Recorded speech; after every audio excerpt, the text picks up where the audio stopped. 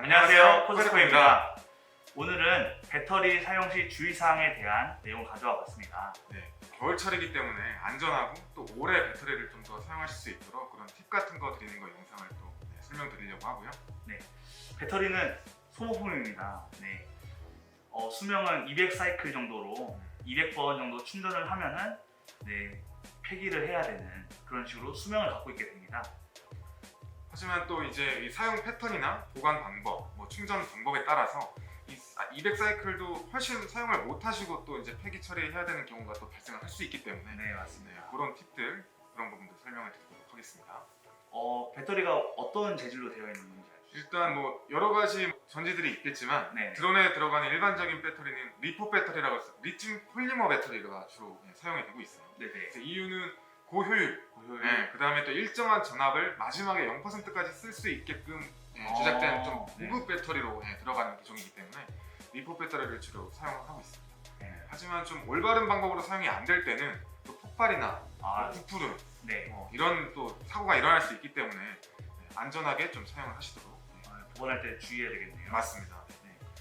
이 배터리 충전기는 저희가 드론을 구매할 때 다들 하나씩 받으셨죠.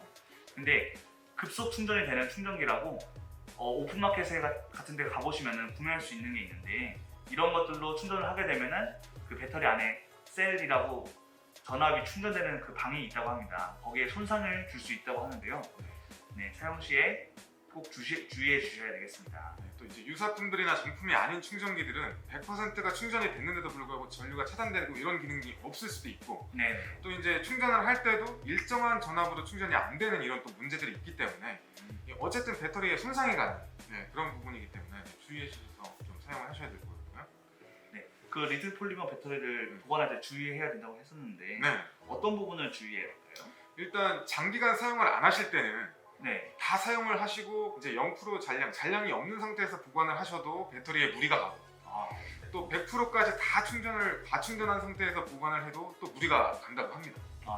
그래서 보통 40%에서 60%까지 사이라고 하는데 정확한 좀 그 충전 보관량은 그 배터리마다 이렇게 상세하게 나와 있는 좀 스펙을 참고하셔가지고 40%라든지 60%라든지 그 어떤 보관 방전량에 따라서 좀 사용을 하시면 될 것 같고, 그리고 배터리를 오랫동안 사용하시기 위해서는 중간중간마다 충전하고 방전시키고 이런 과정을 반복해 주셔야 되거든요. 먼저 첫 번째는 100% 충전을 해 주십니다. 그리고 24시간 이상을 기다려 주십니다. 두 번째는 배터리를 기체에 장착시켜 주시고 20% 정도까지 비행을 해 주십니다. 그리고 20% 정도 됐을 때 세 번째로는 6시간 정도를 기다려 주십니다. 그 후에 다시 충전을 해주시면 되겠습니다. 이러한 과정을 반복하셔서 3개월마다 또는 배터리를 50번 정도 충전을 했을 때마다 진행해 주시면 배터리 수명을 유지하는 데 더욱더 도움이 되겠습니다.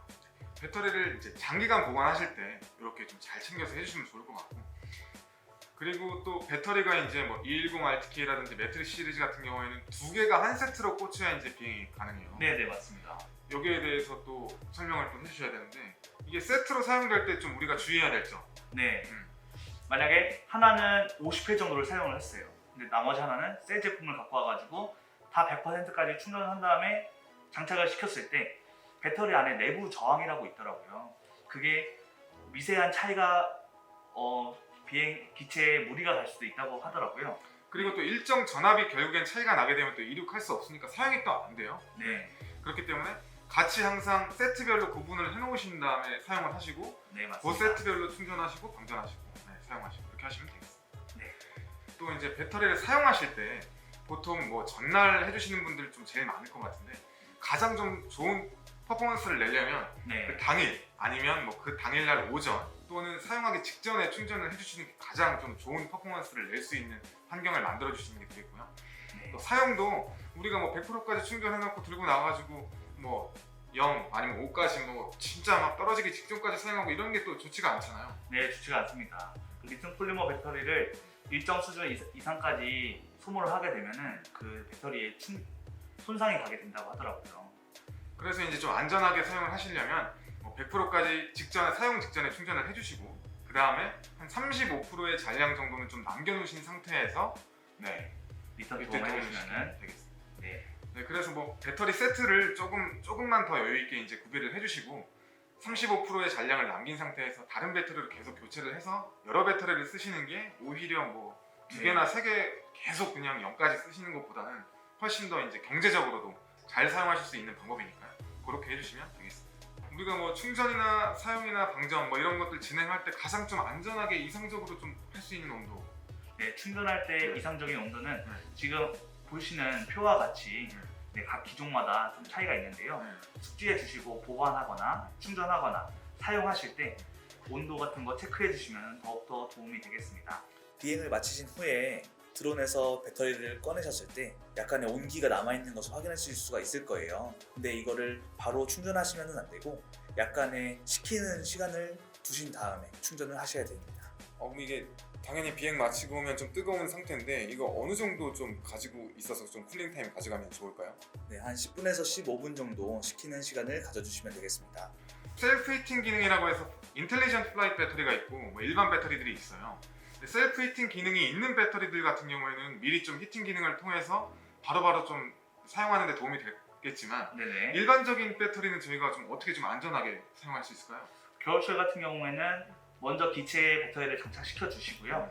그 다음에 호버링을 1분 정도 시켜 주시거나 또는 기체에 전원을 인가해 주신 다음에 3분 정도 기다리신 다음에 비행을 하시면 되겠습니다. 겨울철에 비행하실 때는 보통 뭐 기상청이나 네이버에서 이제 뭐 날씨 앱을 통해서 기온을 체크를 하실 텐데 지금 기체가 이륙할 그 장소보다 비행할 그 고도에서는 어쨌든 기온이 더 내려가게 돼 있어요. 네, 맞습니다. 그렇기 때문에 예를 들어 영하 5도까지 날릴 수 있는 기체의 스펙을 가지고 있는 기체인데 뭐 지금 영하 5도라고 해서 막 날리시고 이러면은 또 뭐 네. 위에는 뭐 150m 이런 데는 뭐 더 낮은 온도가 있을 수 있으니까 그런 부분들도 꼭 참고를 하셔서 좀 안전하게 비행해 주셨으면 좋겠습니다.